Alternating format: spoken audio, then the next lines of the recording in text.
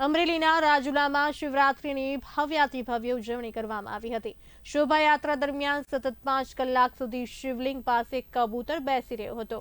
આ video social મીડિયામાં viral થયો હતો।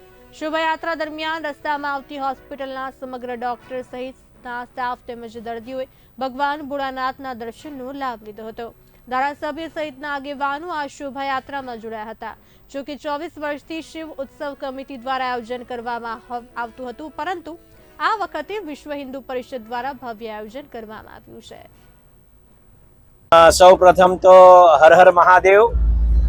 રાજુલા અને જાફરાબાદ વિશ્વ હિન્દુ પરિષદ દ્વારા પ્રથમવાર શિવજી મહા ભોળાનાથની આજે જ્યારે શોભાયાત્રા નીકળી હોય ત્યારે સૌ ભક્તોએ શિવ ભક્તોએ જ્યારે આનો લાભ લીધો છે।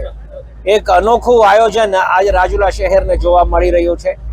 ભોળાનાથ બાપાના અલગ અલગ સ્વરૂપ લોકોનો આજે દર્શન કરી રહ્યા છે, ત્યારે હું વિશ્વ હિન્દુ પરિષદને ખૂબ ખૂબ અભિનંદન આપું છું કે દર વર્ષે આવું આયોજન થાય અને લોકો આનો લાભ લઈ શકે।